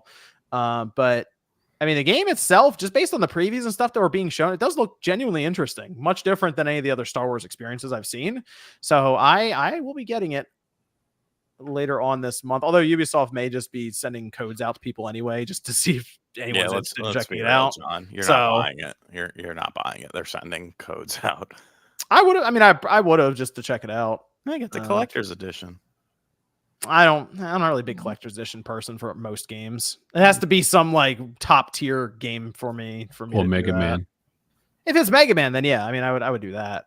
But it has to be like kind of a top tier level game in my like list of best franchises that I like. So that's all that like that. And I know I'll tell you now, we're gonna have a similar situation is gonna happen with Assassin's Creed soonish. I'll say that, and that will be that'll be interesting to see how that goes over. But MVG keeps buying special editions of that every time. Got my pre-order in. Can't wait for Assassin's Creed. I'm fucking hyped for it. I'm actually more than most Assassin's Creed games. I am, but also just because of the crossover with like Japan and stuff. It's I am a bit more interested this time. I will say that than previous years. So, but yes, I will. I'll check it out. Outlaws when it drops, and I'll be curious to see Sean's take on it too. See what he thinks about it. Yep, I'll be checking it out. And Sean, he is not. That video is not coming down. I don't give a fuck. If I like it, great. If I don't like it, great. Kiss my Crash Bandicoot fucking stupid ass racing game ass. Dude, that is still the best. That is such a funny video. Like the comments are great on that video. Fuck that game. What was the other one? There was another one that Dead by Daylight. That's what it was. Oh, yeah, I remember you were talking about that one too. Yeah, they came for him with that. I'm sorry, Friday the 13th is a much better game than Dead by Daylight, and you can't accept it. But I mean, you know what else they came for you with, Sean? Cyberpunk. Yeah, and who was right? What happened there? The game was a buggy piece of shit. Yeah, Sean actually had a video trying to tell people that before it came out. I was like, this is weird that we're not seeing footage for. I think you even brought up the Xbox One and like PS4 and stuff. Like, yes, I seeing did. Footage that's very curated. It's interesting. And they got it was like 20% likes, 80% dislikes, and then over time it started to balance out because people like came back and they were like, "Oh, sorry." I was like, I don't care. It's fine. Yeah, Sean likes Friday 13th more than Dead by Daylight, so that was a problem. Yes. I do have the Nintendo financial reports. They put these out the other night. It was like 3 a.m. So I saw them in the morning. I know there's a whole thing where people will check them out like in the middle of the night. And it's not the numbers. It doesn't work with me like in the middle of the night anymore. So in the morning, I checked it out, and Nintendo was down 70% on their operating profit from this past quarter last year. Everything was pretty much down actually across the board. There's a lot of negatives in this report, which isn't great for them. Although we are in the 8th year of the Switch, so Nintendo is really trying to ride the system out as long as possible. I thought about this. Where we are right now with the Switch, if you compare it to the PS4 launch line, and keep in mind we would have never gotten the PS4 Pro, it would be 4 months into the PlayStation 5's life, and we would still just have the regular PS4 with no mention of the PS5. That's where we'd be right now if we just lined it up with Sony. So we've had the system for a long time, but still, Nintendo trying hard for $13.5 million. systems for this fiscal year. They turned in 2.1. Still a lot in terms of where it is right now at 143 million sold. I don't really know how they get to that number unless they price drop the thing. Maybe that's their strategy going into the holidays. We're going to price drop this, and that's how we'll make it up. But we had Sean made a video, and I remember I had brought this up, and I thought it was really funny when I saw it because of all the discussion that went back and forth for Zelda, with Breath of the Wild outselling Tears of the Kingdom in this previous quarter. Interesting. Sean was, I mean, you were so close to just getting out the scepter and the crown in that video.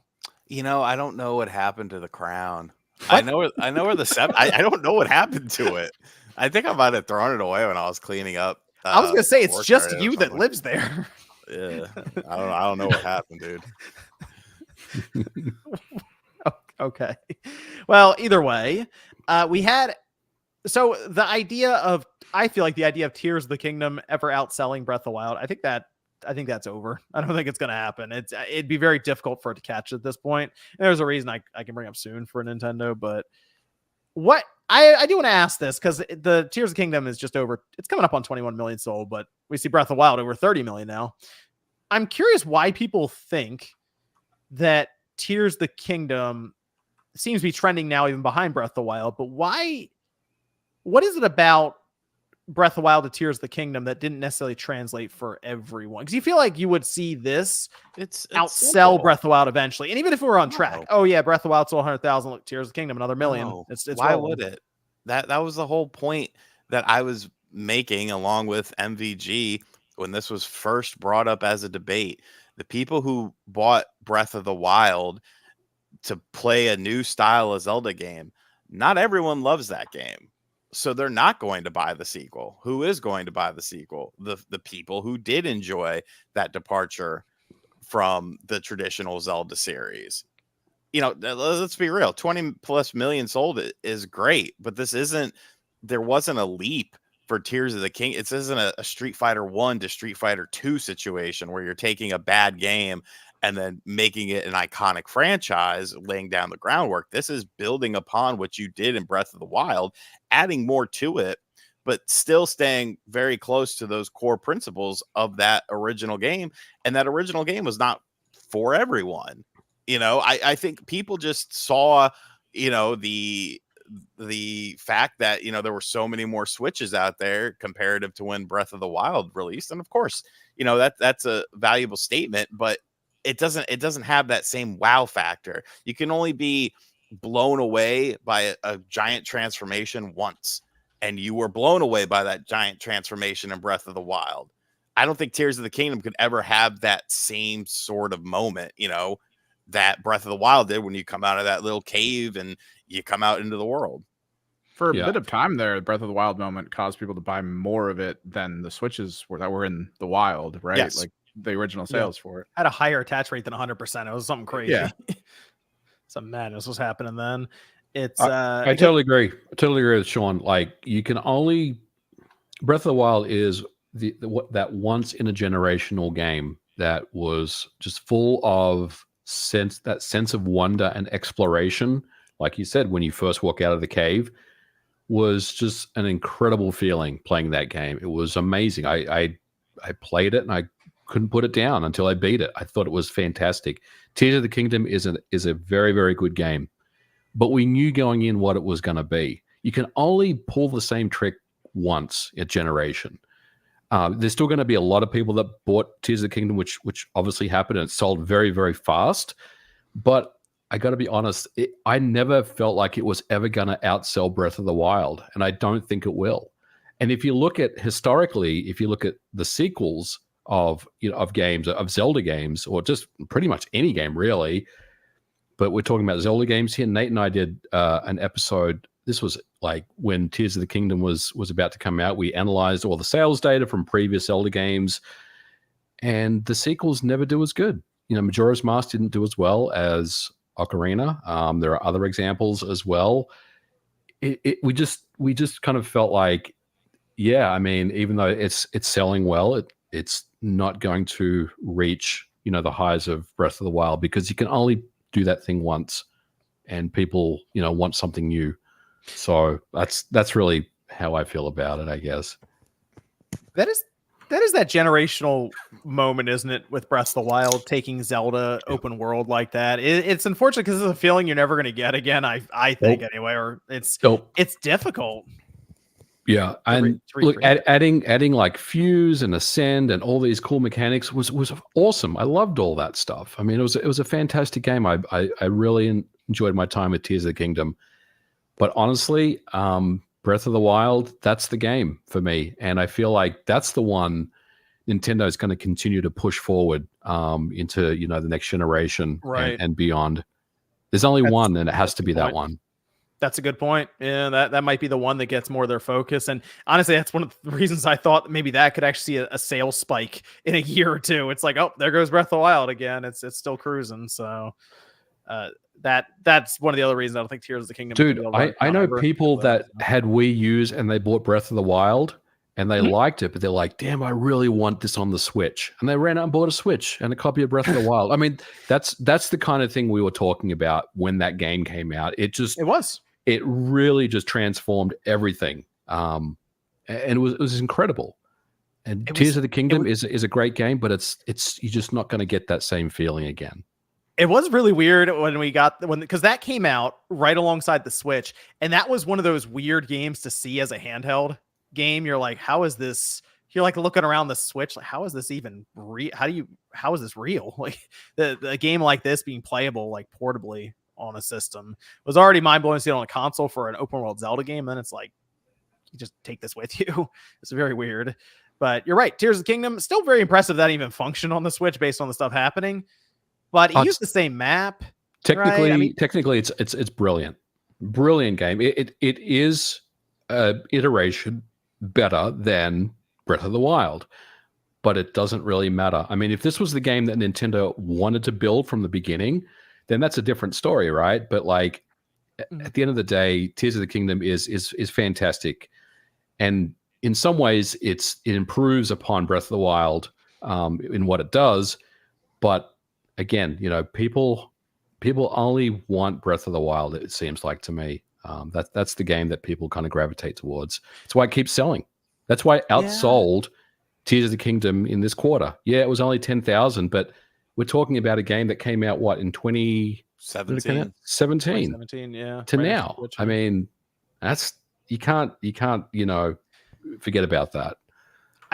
I do feel like if someone came to me and was like, I'm in the Switch first time right now, which Zelda game, I probably would tell them Breath of the Wild. Start with that. Like, pick that up. See what you think. It's also got a better story. I think a lot of people didn't connect with the story in Tears of the Kingdom as much. I noticed that a lot of Zelda diehards were like, Miss Click. She doesn't like Tears of the Kingdom at all. The stories, and she cried at the trailer. I mean, fuck.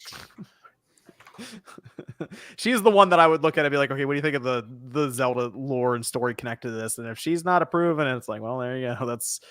She's one of the experts on that. But yeah, that's probably the way I'd go. I'd say, pick up Breath of the Wild. See what you think of that. And there are probably people, I think you said this, maybe kind of turned off by that open world design a bit. Like, I kind of like the linear dungeon sort of path, semi-linear design that we've had before.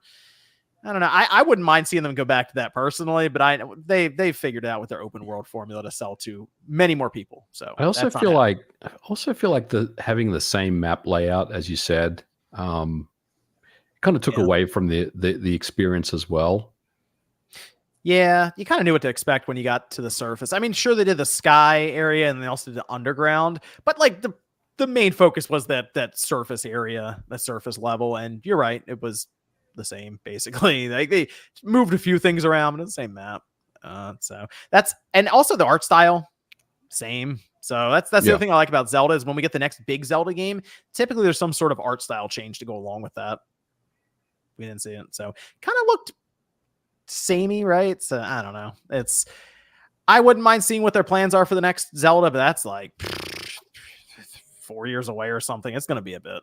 Really? I've been seeing videos pop up that say we could see it like next year. We might see it before the Switch 2 gets revealed, and it's going to be Anuma's last one and stuff.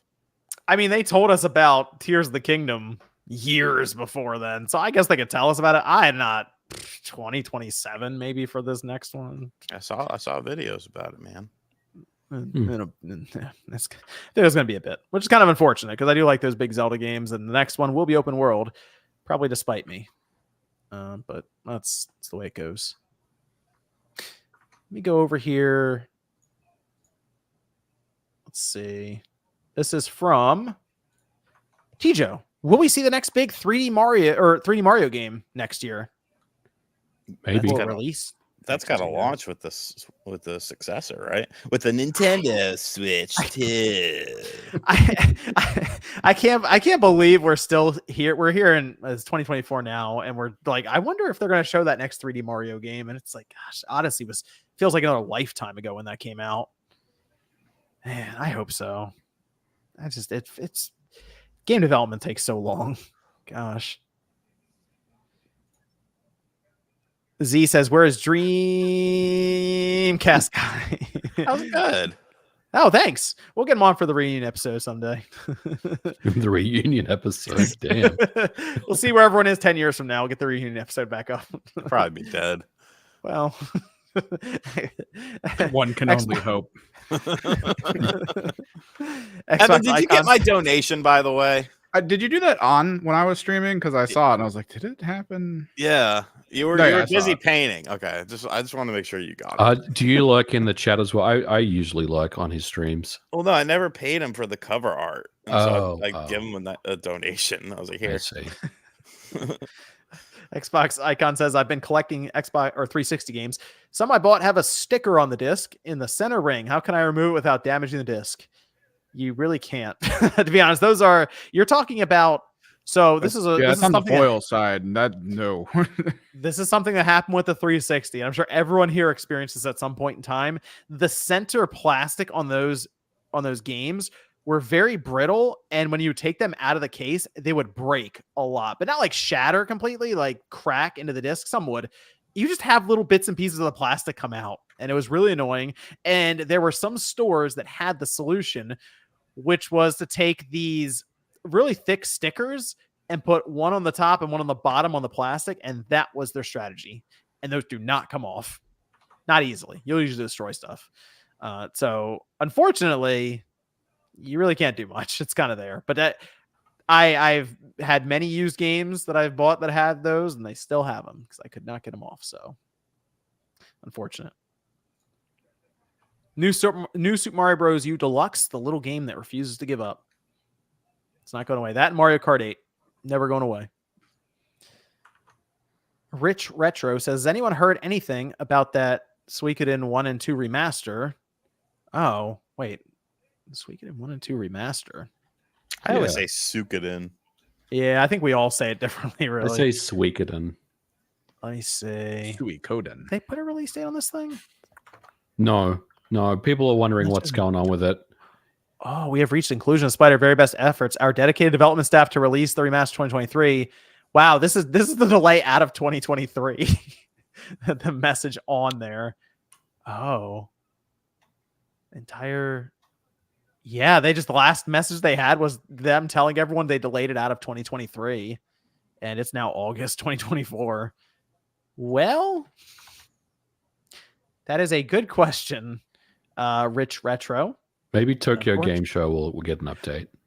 That's a good idea, actually. Gamescom opening night live. So it was only like $200,000 to play your 30-second trailer or something. There it is. Yeah, so I mean, we have some stuff coming up. You're right, either Gamescom or probably Tokyo Game Show for Konami.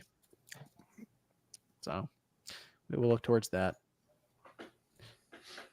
Okay, we do have THQ Nordic. Okay, I'm going to pee.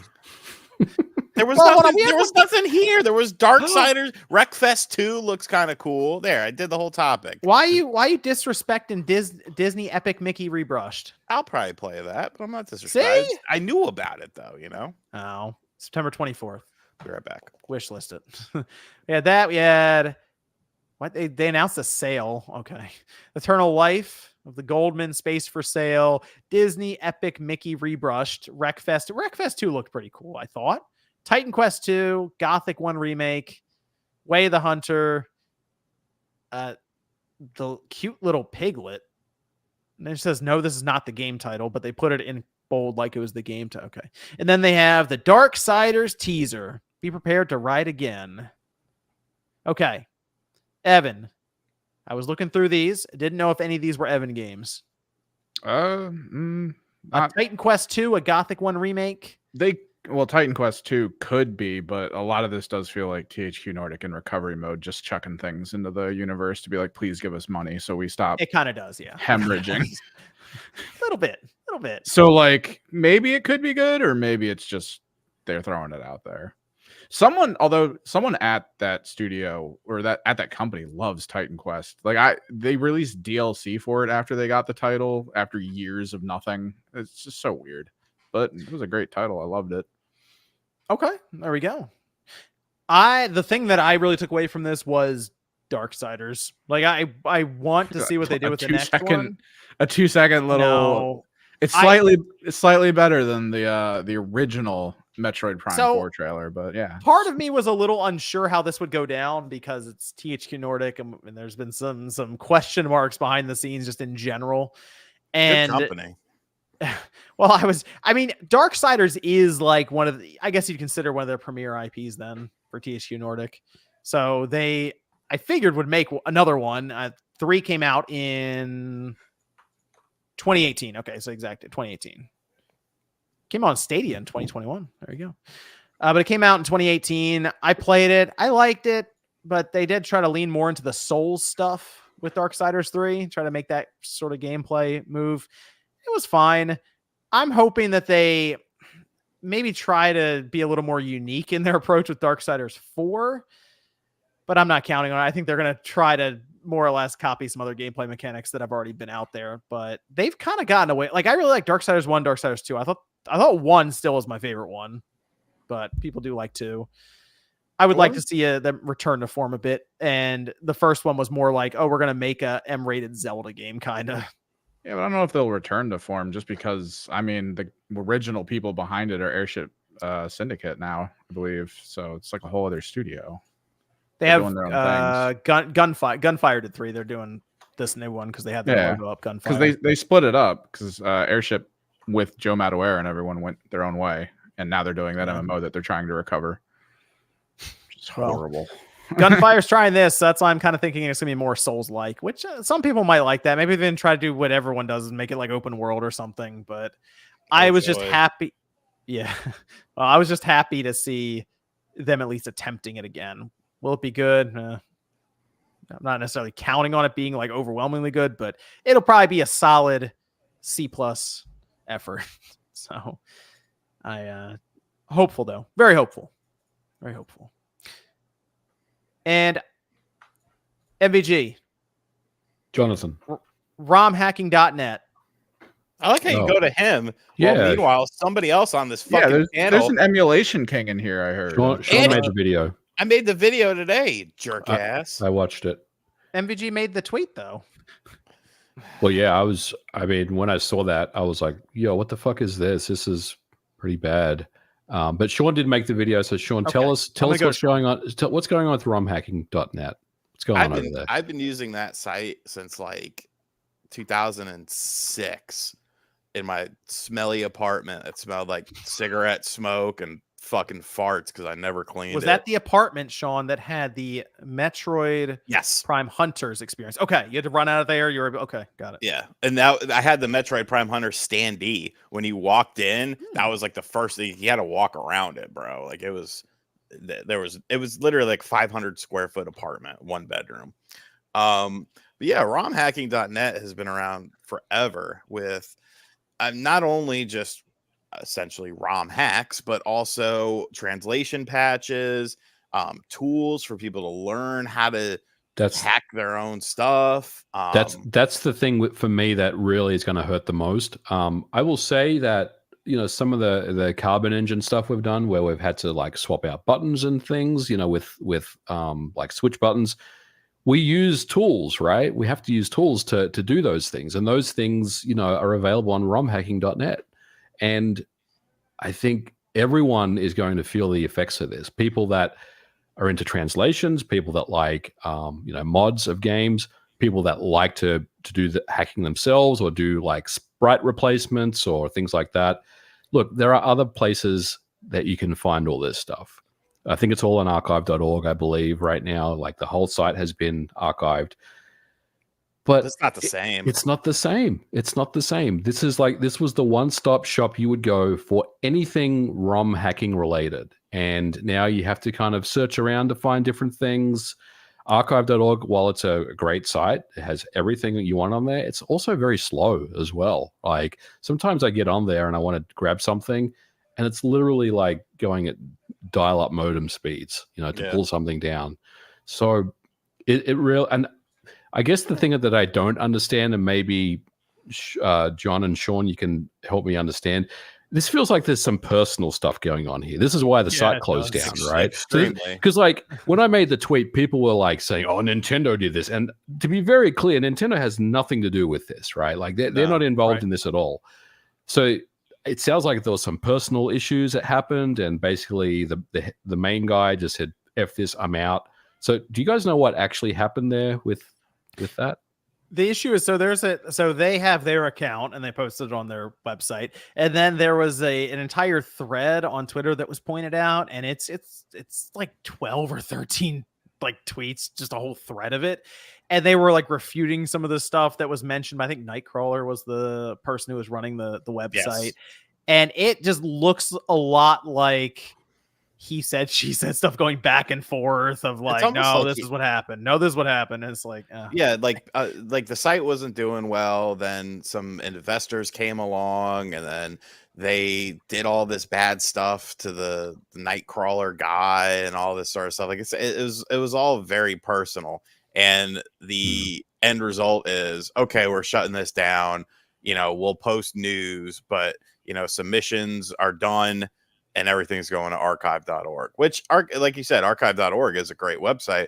It doesn't have that same interface, though. Nope. I could go there. I could search by system. I can search by game title. I could see pictures or videos of the project. I can know what type of emulator I need to use. Will this run on original hardware? Like, it's just, it's so bad. It's so bad.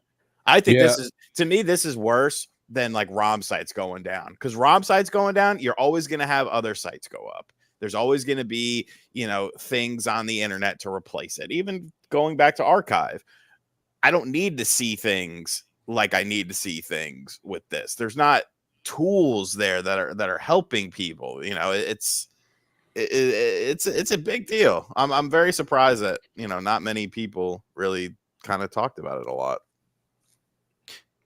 It is funny you mentioned, Sean, how long ago you said you were in your apartment and stuff back then, and they said it was almost 20 years that this site's been up. I was like, my gosh, it's been that long for this. I remember using that site because I was trying to figure out. It's 20 fucking years later, I'm doing the same thing. I was trying to figure out texture mods for No Mercy. Oh, and so I used to use that site to like learn things, because there would be threads about it and stuff. And obviously there used to be a lot of great No Mercy websites as well, but that was one of the places that I would go to and like learn stuff and talk to other people on there. I would use it for translations mostly. Like a lot of Super Famicom games, you get translations there. Yeah. And the reason that this one is particularly frustrating and kind of sad is what would happen.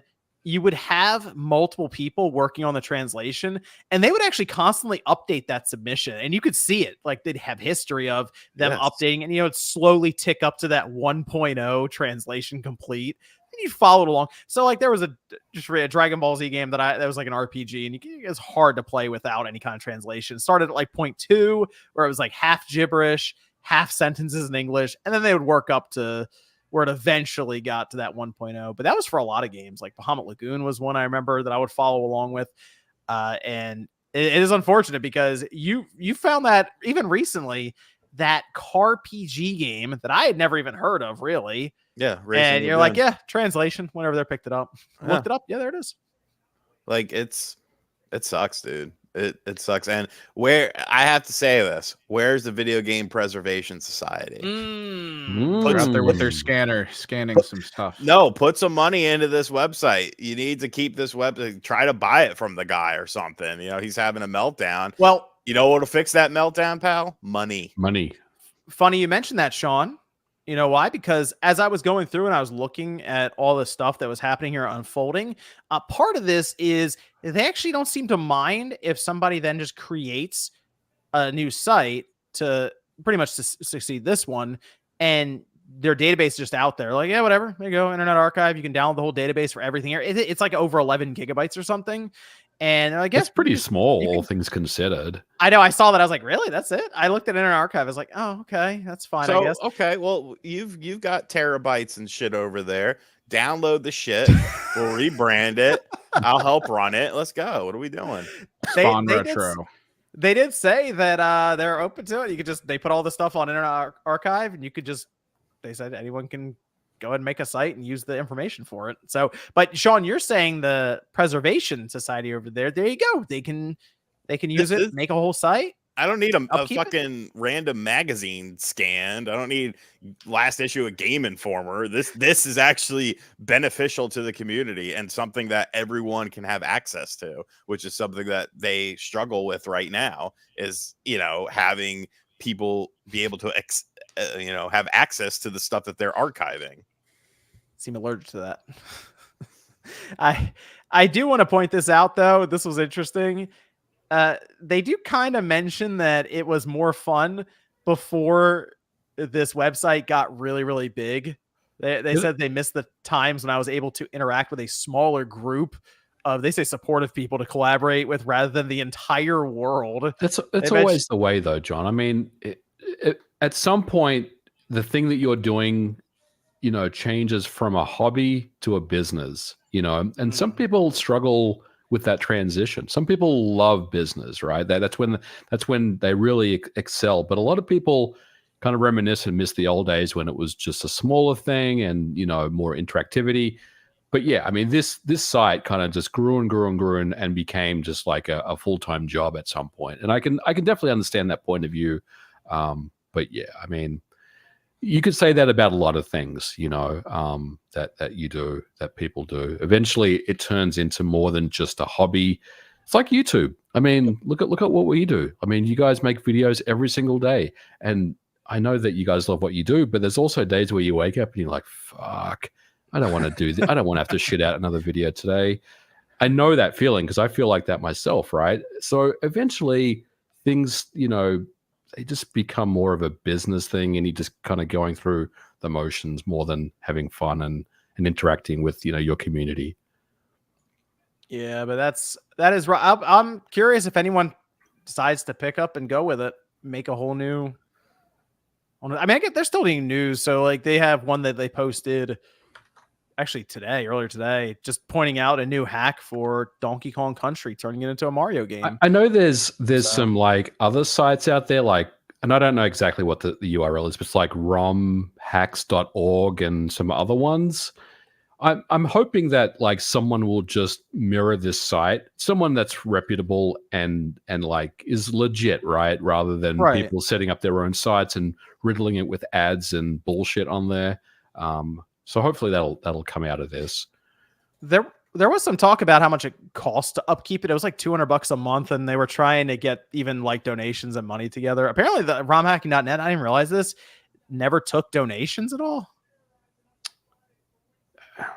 They mentioned that. I was like, really? You figure something like that would have taken donations just for server upkeep, because this is legitimate. Like how much I've used it, I would have donated something to it just to keep it going. So I've used it, as Sean mentioned, for like more than a decade easily. So that's quite unfortunate. It's very sad, and you're right. It's big news. When that tweet came out, I was like, "What the fuck is going on? Why is this happening? This doesn't make any sense." And I was devastated, to hear that news. Yeah. So, RIP, I guess romhacking.net submissions, but it's still up. People can download it over on Internet Archive. Okay. And that is those are all the topics I had. Congratulations, everyone. We got through it. Good, get us out of here. It was good to have MVG back on here. And then Sean, how's your SummerSlam going? Jacob Fatu just put Cody Rhodes through a table, the outside table, so that was enjoyable to watch. Cody's winning though. You don't like Cody Rhodes? Yeah, he's all right. Did you see his top 5 games of all time? Yes, I know. Wait, he's a big okay. gamer. What were they? I didn't see it. Okay. Why don't we judge that real quick on the way out? Okay. Do you have them, Sean? I can pull it up right now. If there's No, you're pulling it up. Okay, that's fine. Chromebook's probably about to catch on Sitting on his fire. couch. Yeah.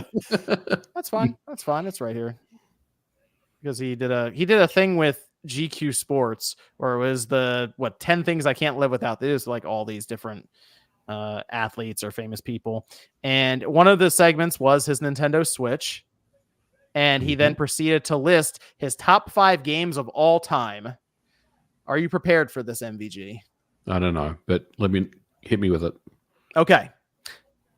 I will start with 5 and work my way up to 1. Number 5 is Ghost of Tsushima. Okay. These are all time. I wouldn't pick that personally, but it was a fine game. Number 4 is Halo Combat Evolved. There's better Halo games, but okay. More of a Quake person myself. I respect it. Number 3 is Red Dead Redemption 2.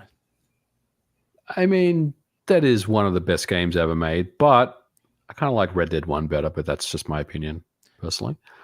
Number 2 is Metal Gear Solid Original. I would have had Twin Snakes in there myself, but I respect it. Ooh, really? That's controversial. To Oh, say. sorry, They're about not to Twin. bury I'm sorry. you. Sorry, Snake Eater, not Twin Snakes. Snake Eater. I'm getting things all mixed up good. tonight. Snake Eater. All Snake time Eater. kicking in. Probably. And his number 1 game, Legend of Zelda: Ocarina of Time.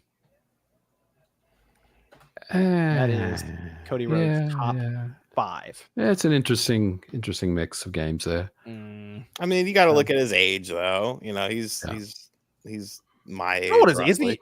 he? Yeah, let's say he's your age. Yeah. Yeah. So Yeah. you know, he's big into the No Mercy and the WCW. There's a video on WWE of him talking about No Mercy and revenge and shit like that. Oh, okay. Don't forget the Streamlabs, John.